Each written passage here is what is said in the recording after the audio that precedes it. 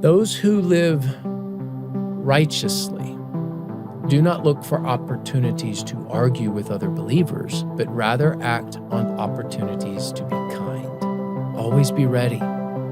Always be ready, it says there in Titus. How many opportunities do we miss daily? How many opportunities do I miss daily? I love a good fight. Go to a hockey game, gloves come off, you get two guys just going at it. Nice, clean fight. Nothing dirty, no low blows, just straight up going at it. Land some punches, one guy wins, just a little bit of blood. Don't want anybody really hurt.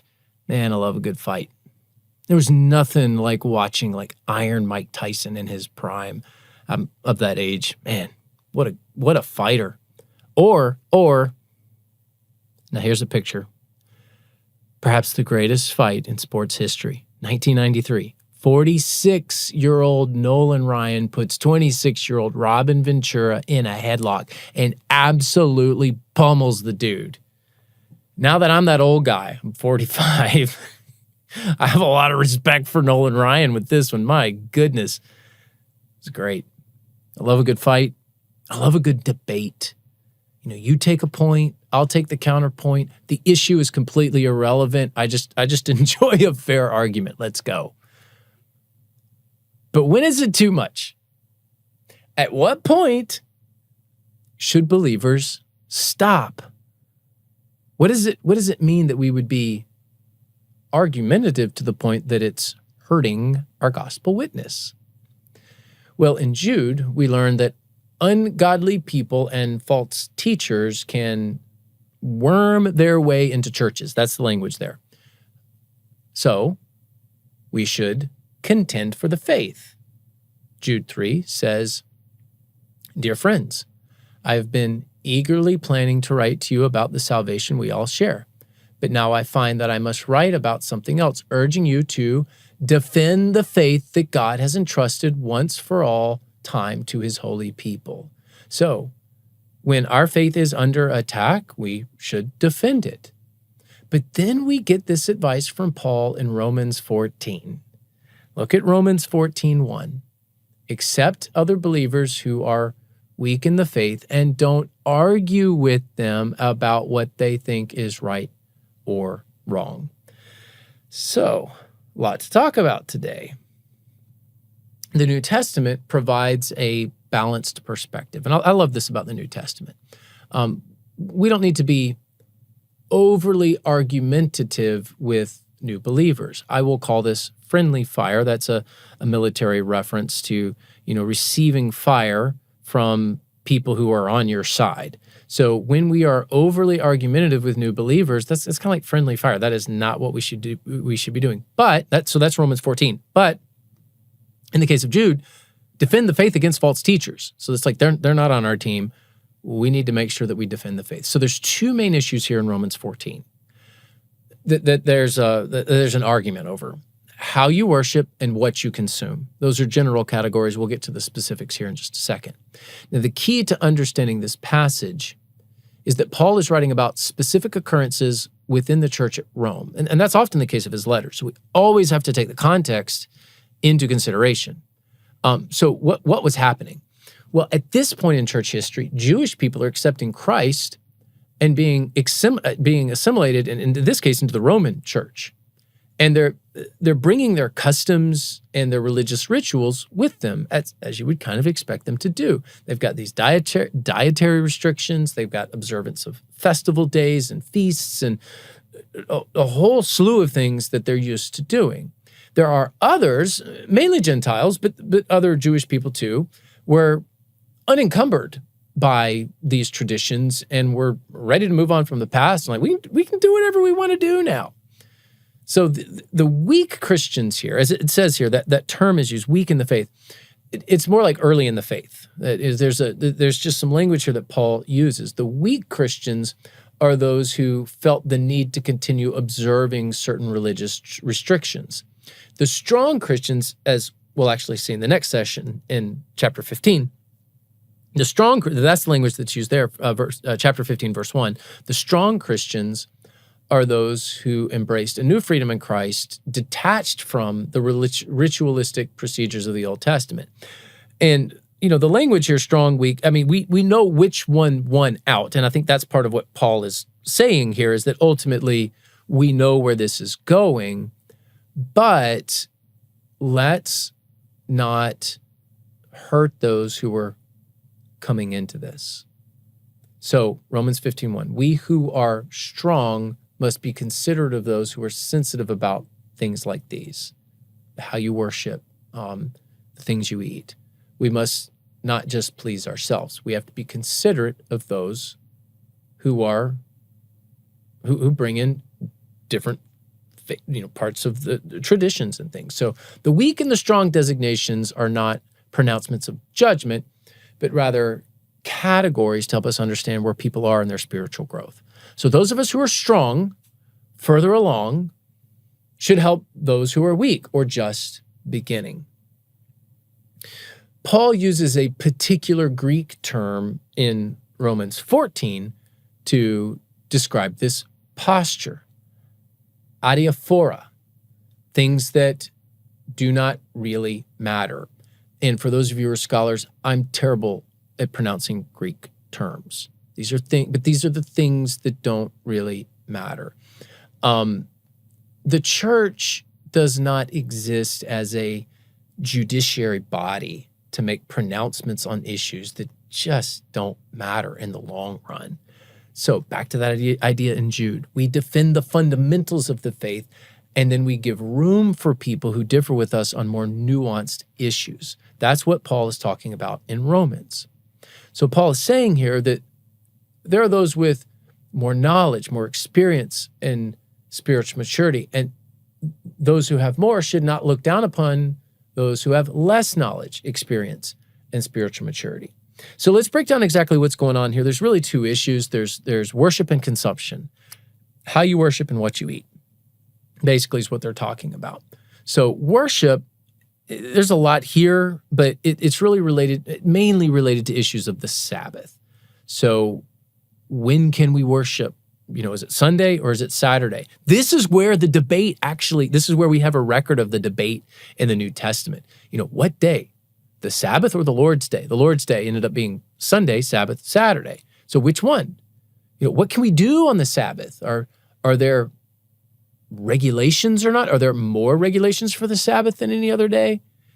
These are all the questions that people have. I mean, these questions still get fleshed out today. I mean, you still have people like, can I mow the yard on a day of worship? Am I allowed to do that?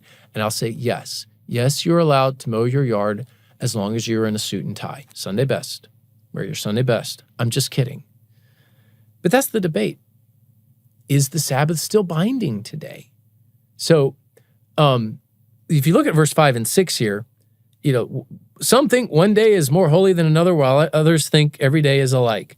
You should each be fully convinced that whatever day you choose is acceptable. So, the when of worship is important. Like, it really is important when you worship, because it should be regular worship, weekly worship. But the who is more important.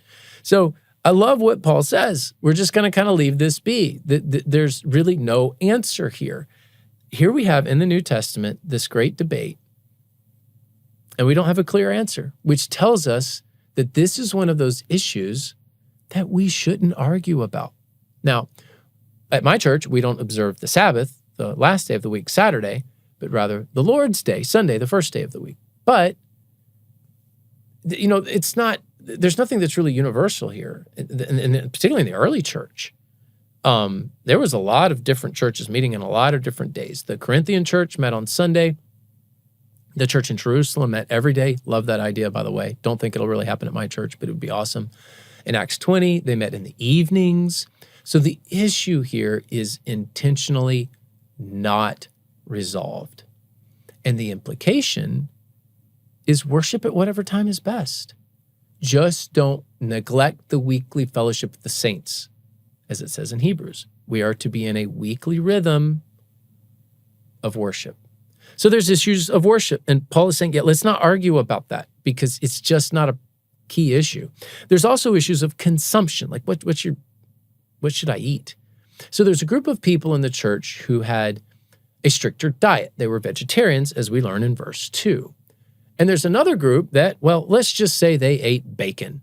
And what Paul says here, and this is the RRV, the Rainer Revised Version. That's my version. So this is a bit of paraphrase with my own spin on it. What Paul is saying here is that bacon is absolutely delicious, but it's okay if you're a vegetarian. Now, that might not be the best hermeneutic there. Here's the reality. The old taboos on certain ceremonial foods were no longer in force. And we know that from other passages. Jesus taught that it's not what goes into the mouth that makes the person unclean, but what comes out of the mouth. That's Matthew 15. But Paul was concerned with the effect of this new freedom and what it would have on the lives of Christians, like genuine Christians, who still felt that in some way the regulations of Judaism were not totally obsolete. So even though no food is unclean in itself, if someone regards it as unclean, then for that person it is. So the big picture here is that there's no reason to argue over it. If someone wants to adhere to a stricter diet, even for religious reasons, leave it alone. This is not worth the argument.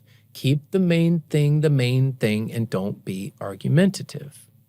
Now, let's carry this over to Titus chapter 3. What does it say there?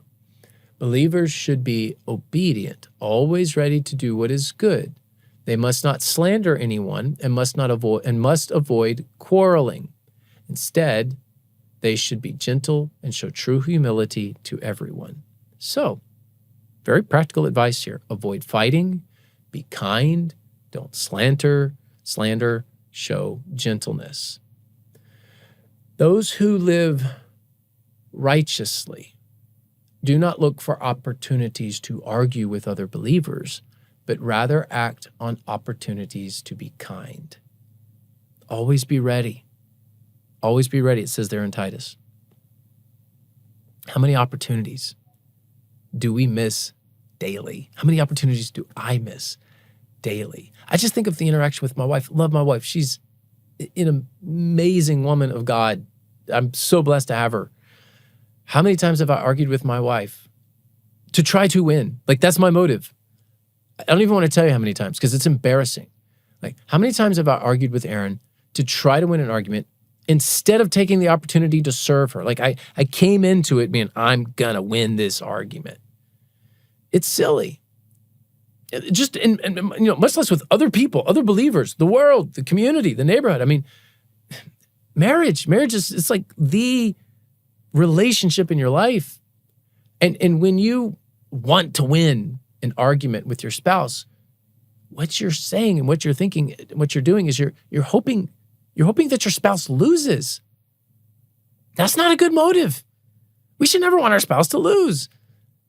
So when does conviction become an argumentative spirit? Verse 13, verse 10. When you condemn and when you condescend. That's the language that's there in verse 13 and verse 10. When you condemn and when you condescend. So, condemning someone. This isn't necessarily talking about like judging them to hell. What we're talking about here is you winning at their expense rather than you helping them. Condescension, or to condescend, this is where their pain, the other person's pain or loss, lifts your spirit or ego. Both of those things are just terrible to put that on somebody else. So what should our posture be? Well, first, let me say this. Don't overgeneralize this teaching to everything. The Bible teaches clearly what is right, what is wrong, what is sinful, and what honors God. So you could say, well, Romans 14, I just can't judge anybody, can't say anything about anyone. Everyone's just free to do what they want to do. That is not what Romans 14 is teaching. What Romans 14 is teaching is, hey, let's be careful about our arguments with other believers. There are spiritually neutral convictions that people can have, particularly around like what you consume, what you wear, how you worship. And the goal here with Paul writing to the church at Rome is he doesn't want to cause anyone else to, as he says in verse 13, to stumble or to fall. I don't want to be a stumbling block for someone. I don't want my freedom to cause someone else who's a little more restrictive to I don't want to introduce pain to them. So how can you avoid needless arguments while still contending for the truth? Let me be clear. We don't give up on our convictions. We don't capitulate to the culture. We utilize apologetics. We defend the faith. We speak the truth. But you may say, okay, I knew that was coming, but resist the urge to make a battle out of every difference of opinion. Prioritize relationships over being right. Elevate welcoming others over winning debates. Have discernment about what is an issue of truth and what's mere opinion. So we want to shift the focus from winning arguments to honoring Jesus. I love what verse 8 says. If we live, it's to honor the Lord. If we die, it's to honor the Lord. So whether we live or die, we belong to the Lord. That's all of us who are Christians. We belong to the Lord. Our identity is found in Christ, not in our arguments. So consider your words. Are they exalting to Christ, or are you just expressing pride? Only you can know that. Only you can know your motive. And ask this question: will this argument encourage spiritual growth or create a stumbling block? An argumentative spirit can wound less spiritually mature believers, including children. I mean, let's think about it. If you're always arguing, or if your church is just always arguing with each other back and forth over nuanced issues, or if there's a combative spirit in the church, even with the culture, and hear me out, we should defend ourselves against the culture. But if that's all your kids see, that's not going to help them develop. New believers do not thrive when longer-term believers, people who've been believers a long time, are always arguing with each other. So we want to prioritize words that encourage, not inflame. Aim for harmony, Paul writes in verse 19. Build each other up. Choose your battles. Most are not worth a heated debate. And focus on personal holiness before trying to police others. You may believe that there's nothing wrong with what you're doing, but keep it between yourself and God, Paul says in verse 22. Don't weaponize your intellect. Don't weaponize your spiritual maturity. Don't weaponize your biblical knowledge. Use what God has given you to serve others. I tell this to all of you with the idea of where I began. I love a good fight. I love a good debate. But what I love more is someone coming to Christ.